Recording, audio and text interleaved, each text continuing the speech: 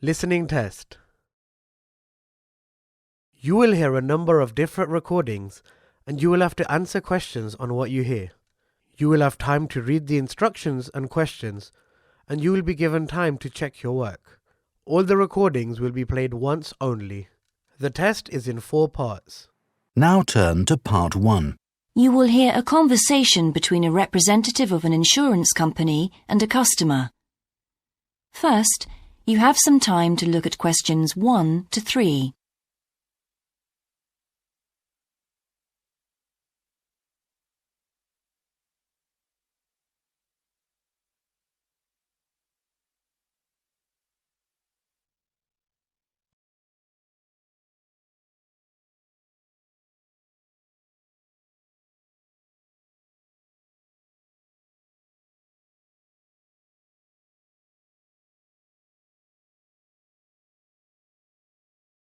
Now we shall begin.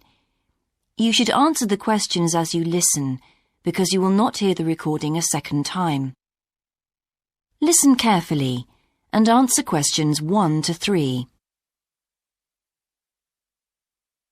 Good morning, Total Insurance. Judy speaking. How may I help you? I recently shipped my belongings from overseas back here to Australia and I took out insurance with your company. Some items were damaged during the move, so I need to make a claim. What do I have to do? Okay, well, first I need to get a few details about this. Can you give me your name, please? Yes, it's Michael Alexander. Okay, and your address, please? My old address or my current one? Your current one. It's 24 Manly Street, Milperra, near Sydney. What was the suburb, sorry? Milperra, Milperra. Right. Now, who was the shipping agent, Mr. Alexander? You mean the company we used? Yes, the company who packed everything up at the point of origin. Oh, it was, First Class Movers. Okay.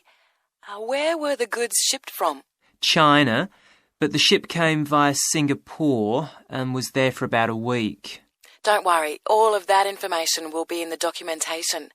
Now, the dates. Do you know when the ship arrived? It left on the 11th of October and got to Sydney on the 28th of November. Okay. I need one more thing. There's a reference number. It should be in the top right-hand corner of the pink form they gave you. Let me have a look. I have so many papers. Yes, here it is. It's 601 ACK. Thanks. Before you hear the rest of the conversation, you have some time to look at questions 4 to 10.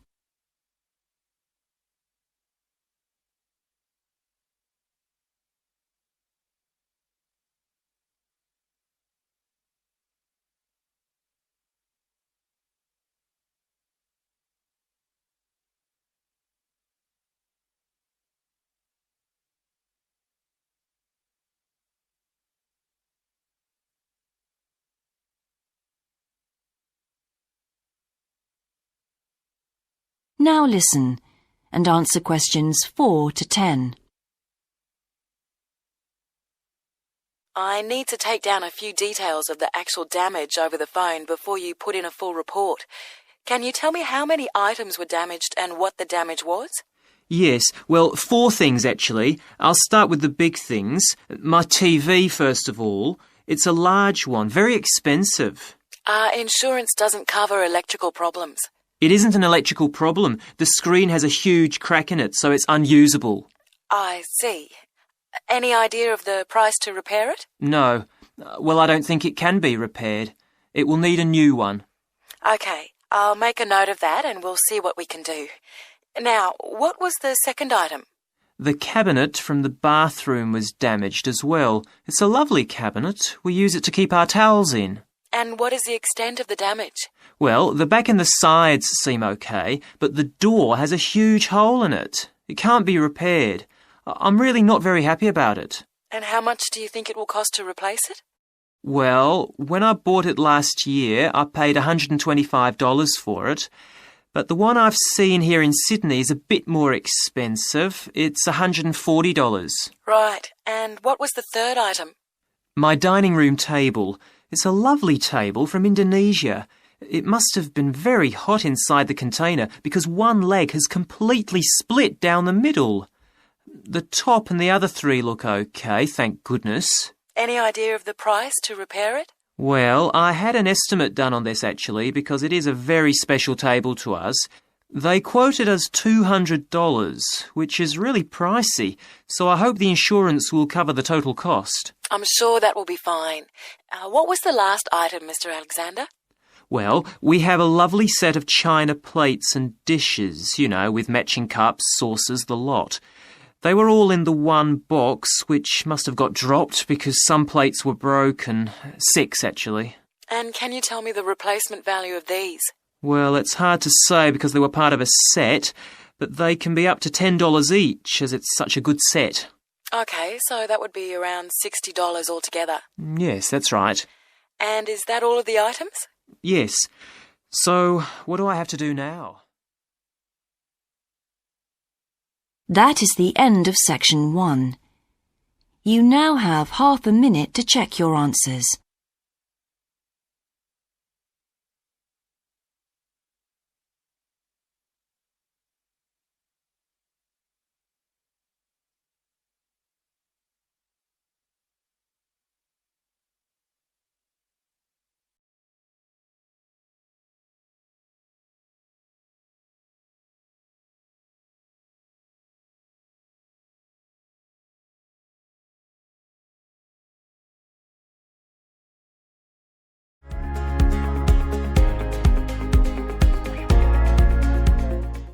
Part 2. You will hear an introductory talk about a new agricultural park. First, you have some time to look at questions 11 to 14.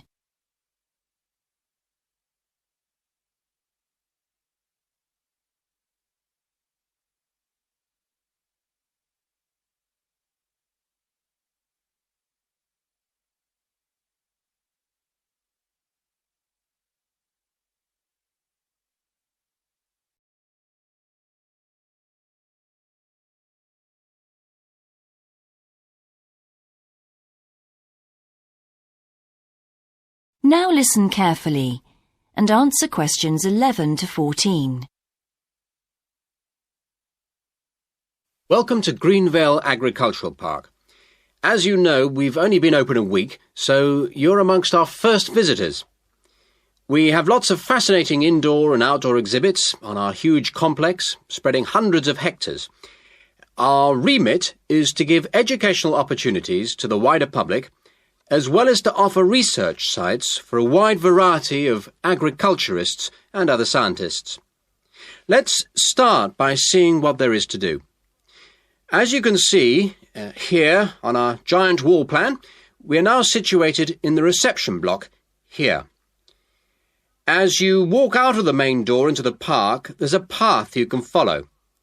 If you follow this route, you'll immediately come into the rare breeds section, where we keep a wide variety of animals, which I shall be telling you a little more about later. Next to this, moving east, is the large grazing area for the rare breeds.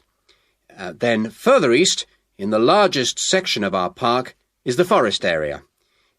South of the grazing area, and in fact just next to the reception block, is our experimental crop area. In the middle of the park, this circular area, is our lake. These two small rectangular shapes here are the fish farms where we rear fish for sale. To the east of those is the marsh area, which attracts a great many migrant birds.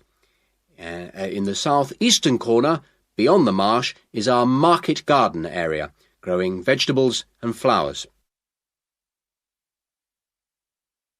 Before you hear the rest of the talk, you have some time to look at questions 15 to 20.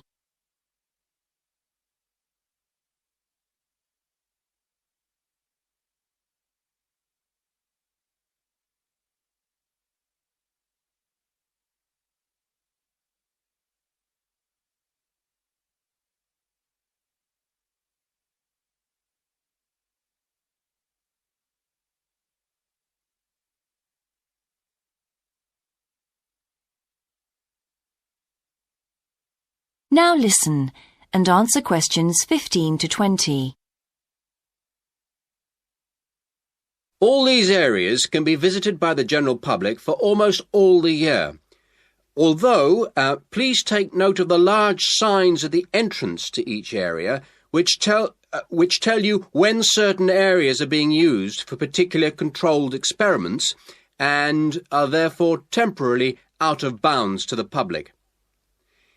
You can see for yourself what a huge area the park covers, and a key question is always, how can we move around?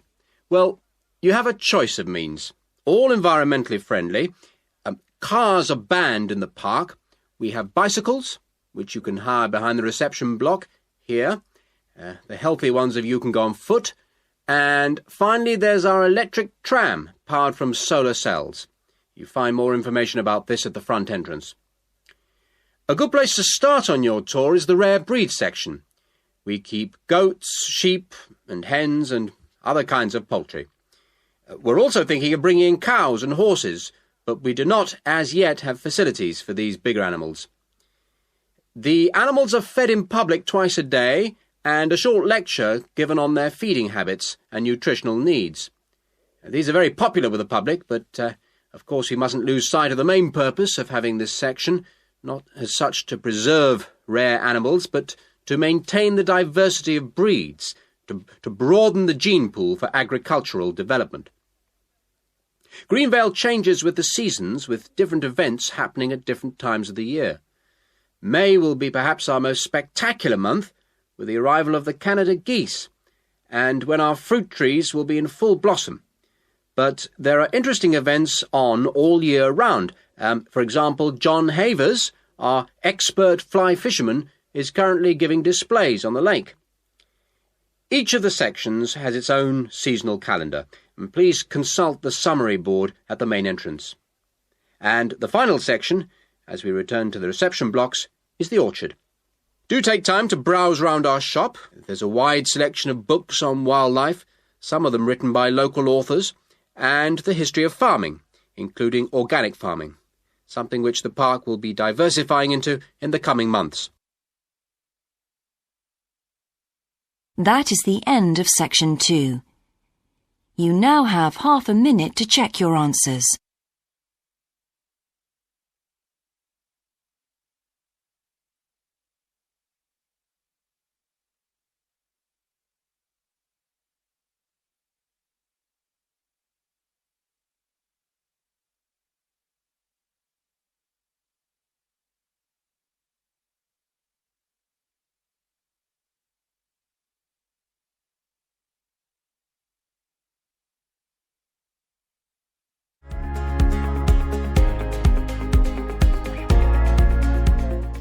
Part 3.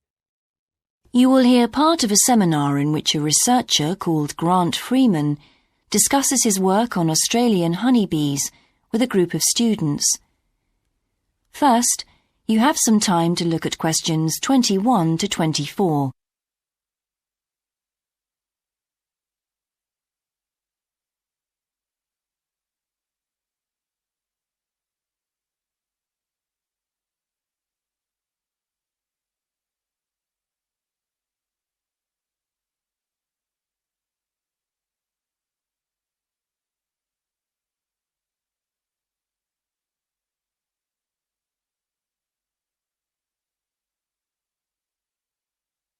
Now listen carefully and answer questions 21 to 24. Good morning, everyone. In today's seminar, Grant Freeman, a biologist who specialises in identifying insects and who works for the Australian Quarantine Service, has come to talk to us about his current research work. Right, well, over to you, Grant. Good morning, everyone. I'm sure that you know that the Quarantine Service regulates all food brought into Australia. Well, obviously they want to protect Australia from diseases that might come in with imported goods, but they also want to prevent insect pests from being introduced into the country, and that's where I have a part to play. Anyway, my current research involves trying to find a particular type of bee, the Asian honeybee. and finding out whether there are any of them around in various states of Australia. We discovered a few of them in Queensland once and eradicated them. Now we're pretty keen to make sure that there aren't any more getting in, particularly to New South Wales and other states. What's wrong with Asian honeybees? Are they so different from Australian bees? Well, in fact, they look almost the same, but they are infested with mites, microscopic creatures which live on them, and which can seriously damage our own homegrown bees, or could even wipe them out. Well, what would happen if Australian bees died out? Well, the honey from Australian bees is of excellent quality, much better than the stuff the Asian bees produce. In fact, Australia exports native queen bees to a large number of countries because of this. When the European honeybee was first discovered out in the bush, we found they made really unpleasant honey, and they were also too big to pollinate many of our native flowers here in Australia. That must have had a devastating effect on the natural flora. Did you lose any species? No, we managed to get them under control before that happened. But if Asian bees got in, there could be other consequences. We could lose a lot of money because you might not be aware, but it's estimated that native bees' pollination of flower and vegetable crops is worth $1.2 billion a year. So in a way, they're the farmer's friend. Oh, and another thing is, if you're stung by an Asian honeybee, it can produce an allergic reaction in some people, so they're much more dangerous than native bees. Before you hear the rest of the seminar, you have some time to look at questions 25 to 30.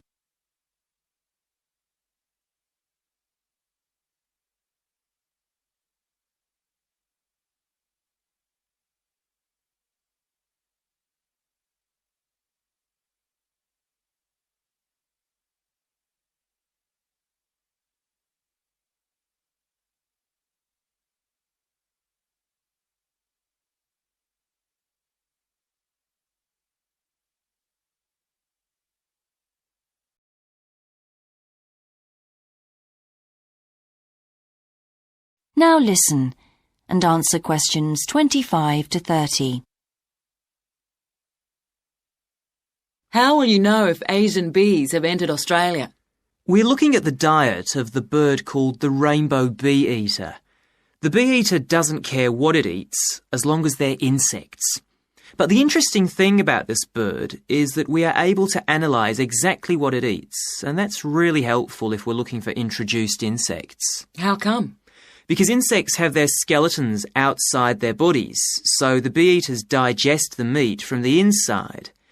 Then they bring up all the indigestible bits of skeleton, and of course the wings, in a pellet, a small ball of waste material which they cough up.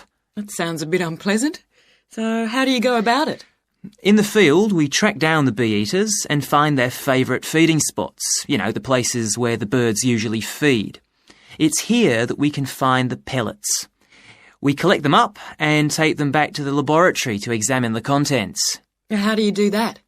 The pellets are really hard, especially if they've been out in the sun for a few days. So, first of all, we treat them by adding water to moisten them and make them softer. Then we pull them apart under the microscope. Everything's all scrunched up, but we're looking for wings, so we just pull them all out and straighten them. Then we identify them to see if we can find any Asian bee wings. And how many have you found? So far, our research shows that Asian bees have not entered Australia in any number. It's a good result and much more reliable than trying to find live ones as evidence of introduced insects. Well, that's fascinating. Thank you, Grant, for those insights. I hope that you might inspire some of our students here to conduct some similar experiments. That is the end of section 3. You now have half a minute to check your answers.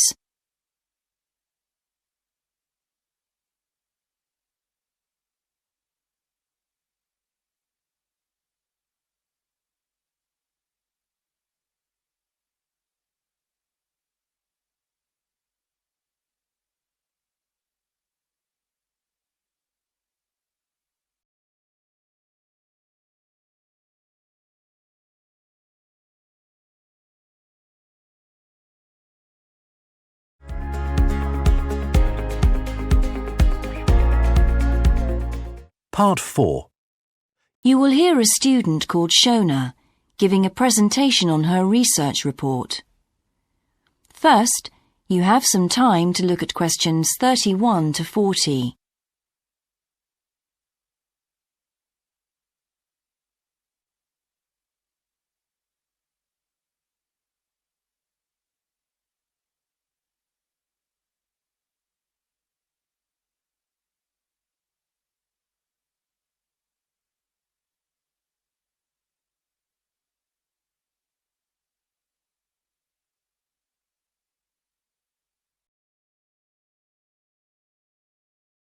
Now listen carefully and answer questions 31 to 40.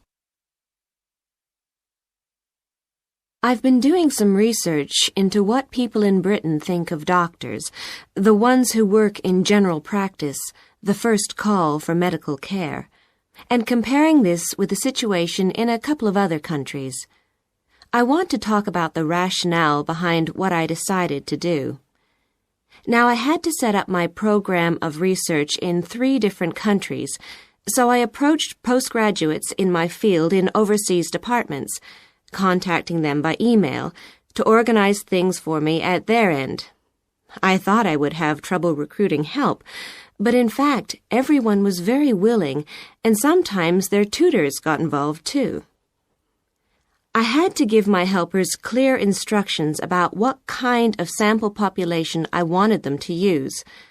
I decided that people under 18 should be excluded because most of them are students or looking for their first job.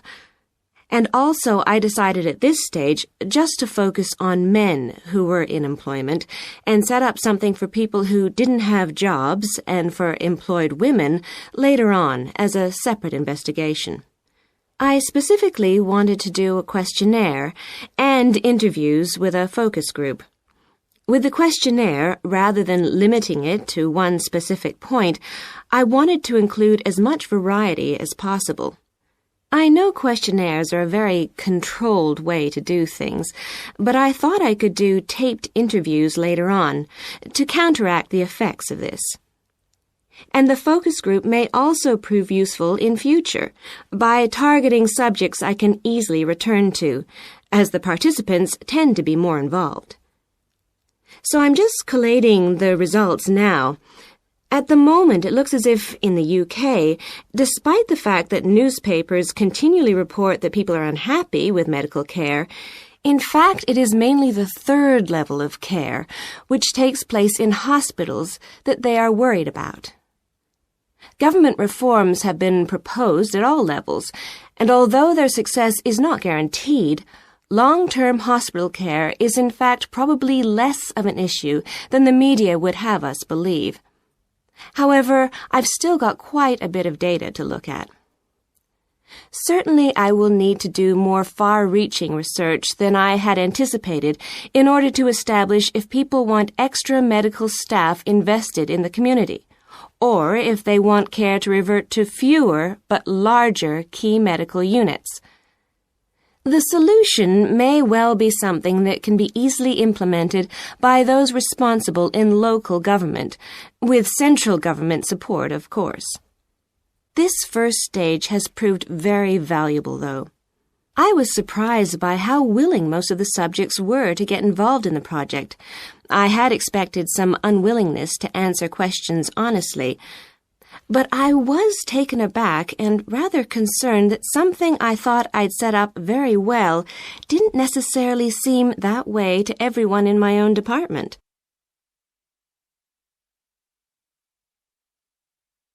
I thought you might also be interested in some of the problems I encountered in collecting my data. There were odd cases that threw me. One of the subjects who I had approached while he was out shopping in town decided to pull out when it came to the 2nd round. It was a shame, as it was someone who I would like to have interviewed more closely. And one of the first-year students I interviewed wanted reassurance that no names would be traceable from the answers. I was so surprised, because they think nothing of telling you about themselves and their opinions in seminar groups. Then one of the people that I worked with got a bit funny. The questions were quite personal, and one minute he said he'd do it. Then the next day he wouldn't. And in the end, he did do it. It's hard not to get angry in that situation, but I tried to keep focused on the overall picture in order to stay calm. The most bizarre case was a telephone interview I did with a teacher at a university in France. He answered all my questions in great detail, but then when I asked how much access he had to dangerous substances, he wouldn't tell me exactly what his work involved. It was a real eye-opener. That is the end of section 4. You now have half a minute to check your answers.